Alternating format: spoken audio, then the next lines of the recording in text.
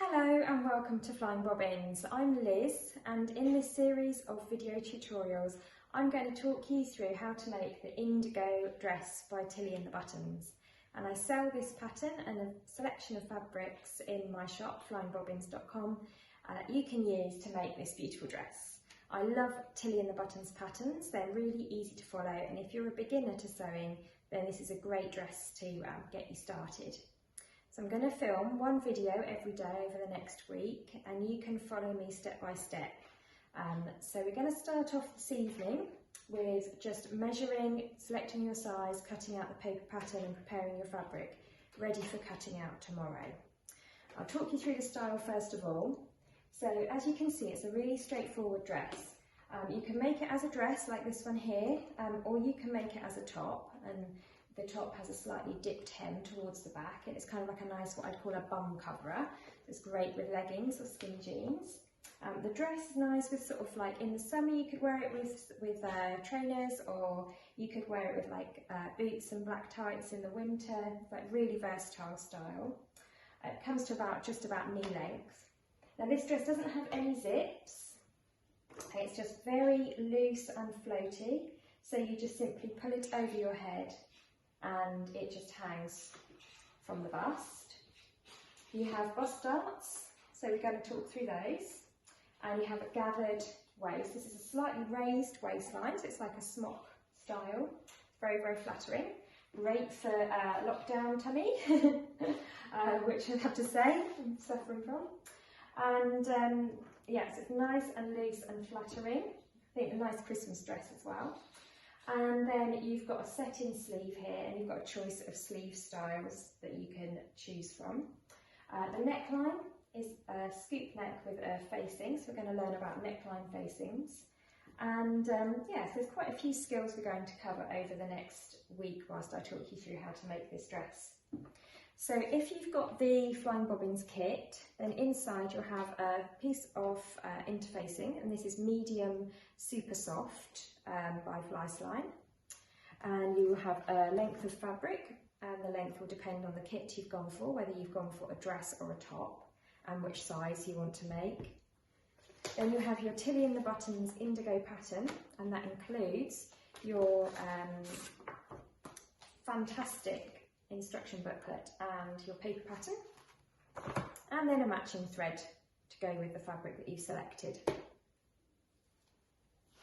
Once you've opened your kit, and you've got everything in front of you, the first thing that you need to do is to take your fabric and pop it in the washing machine. It's always a good idea to pre-wash any fabric before you start to cut and sew, just so that you eliminate the possibility of any shrinkage.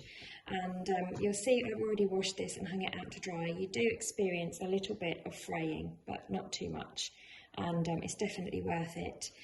You can just pop it in with, this is a viscose, this is to be washed at 30 degrees on a short spin delicate cycle.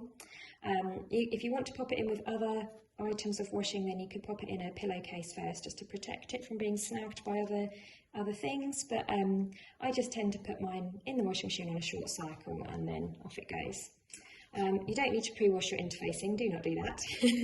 Leave that to one side. So whilst your fabric is washing, then we can have a look at the pattern and get started by cutting out our paper pattern.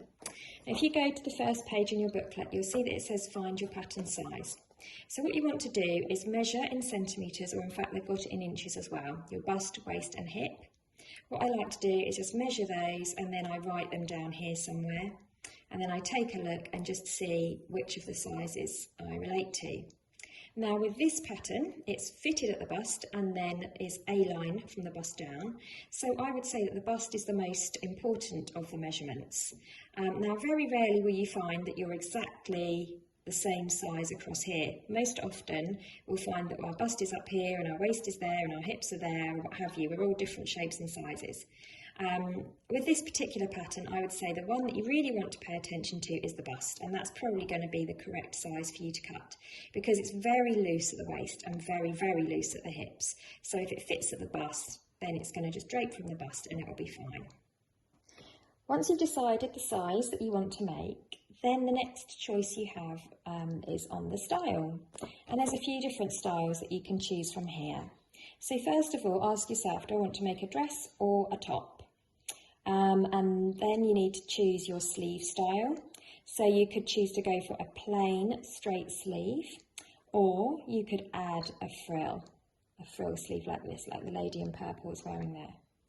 So dress or top, and then plain or frill sleeve. Now the third choice is whether or not you're going to do an external frill or a regular gather at the sleeve and at the waist. So you've decided on your size that you're going to make and the style of dress. Now to cut out the paper pattern pieces. You'll open up your envelope and find that you've got 2 large pieces of paper with everything printed on. Now let's talk through what you're going to need to cut out. You're going to need a back bodice and a front bodice and a sleeve. If you are going to do the flounce, the frilly sleeve, then you cut the sleeve off here. If you're going to do the straight bracelet sleeve, then you trace or cut off here.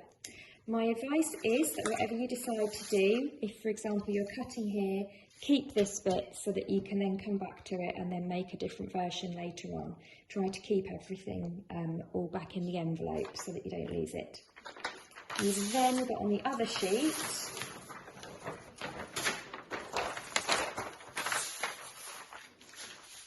the pocket and the back and front neck facing. And then you've got the sleeve flounce. Now you only need to cut that if you're going to do the frilly sleeve. And then you've got this piece here, which is the same for both the front and the back bodice. If you're making the dress, then you cut across at the bottom hemline. If you're making the skirt, then you cut across here. Sorry, if you're making the top, I should say, then you cut across here. And the black line is the line that you follow for the front, and the red line is the line that you follow for the back. Because if you remember what I said, on the top version you have a slightly dipped curve towards the back, which is a really nice styling feature. If you don't like that, just simply cut across here and you do the same hem on both. But if you want to do the dipped hem at the back, then trace that red line or cut around that red line. So what I would do is, if you're doing the top, cut around the red line, and then you're going to cut the back piece out, and then I would just simply fold it back up, or then cut the paper pattern and then cut the top half of that, so that to save you from having to trace it out, because I hate tracing. So cut the bigger bit first and then remove that and then cut the smaller one, because it's the same pattern piece for just the front and the back is the same. So I hope that makes sense.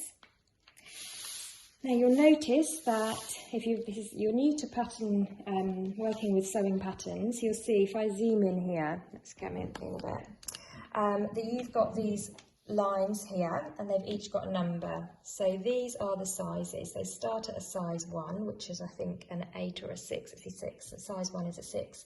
Then you've got a 2, 3, 4, all the way up to 10.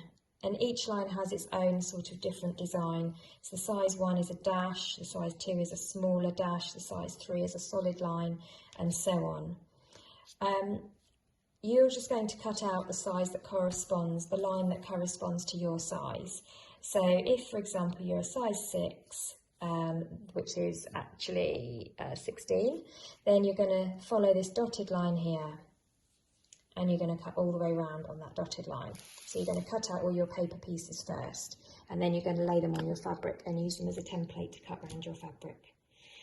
If you're going to find this a bit sort of confusing, then one tip I have is to grab a highlighter pen, and you can actually just sort of highlight the line first, so that when you're cutting, you know, your eyes are trained to follow the correct line, and sometimes that helps you pick it up.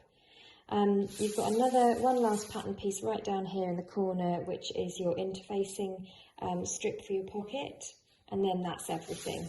So like I say, keep everything else and pop it back into your pattern pocket, because you never know when you might want to make another version. But I shall leave you to decide upon your size and style, get those paper pieces cut out, and wash and hang to dry your fabric. And then the next thing that we're going to do is to get cutting out on our fabric.